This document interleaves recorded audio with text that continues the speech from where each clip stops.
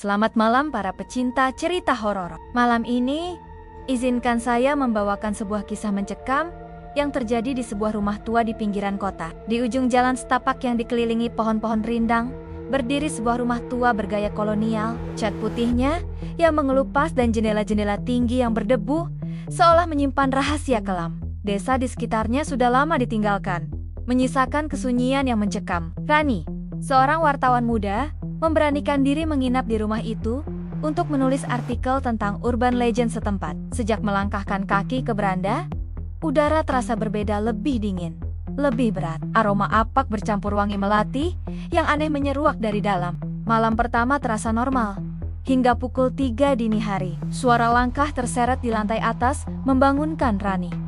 Derit kayu tua terdengar semakin mendekat. Padahal, dia yakin sedang sendirian. Lalu sayup-sayup, alunan tembang Jawa kuno mengalun dari kejauhan, dinyanyikan oleh suara serak seorang wanita tua. Rani memberanikan diri memeriksa lantai atas. Di ujung lorong yang remang, sosok wanita tua berbaju putih kusam berdiri membelakanginya. Rambut putihnya tergerai panjang, dan ketika sosok itu perlahan menoleh, Rani melihat wajah pucat dengan mata hitam kosong yang menatap tajam ke arahnya. Dalam kepanikan, Rani berlari menuruni tangga, namun setiap pintu keluar terkunci rapat. Jendela-jendela seolah membeku, tak bisa dibuka. Rumah itu seakan tak ingin melepaskannya. Sepanjang malam, bisikan-bisikan menghantuinya, memanggil namanya dengan suara yang semakin mendekat. Dari penduduk setempat, Rani akhirnya mengetahui bahwa rumah itu dulunya milik seorang dukun wanita yang melakukan ritual-ritual terlarang. Sang dukun menghilang secara misterius, tapi arwahnya konon masih terikat dengan rumah itu,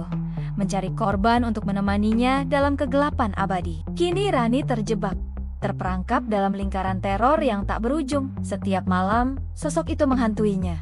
Semakin dekat, semakin nyata. Dan perlahan, dia mulai menyadari bahwa mungkin dia tidak akan pernah bisa meninggalkan rumah itu. Bagaimana kelanjutan nasib Rani? Apakah dia akan menjadi bagian dari kutukan rumah tua itu? Atau ada rahasia lebih gelap yang belum terungkap?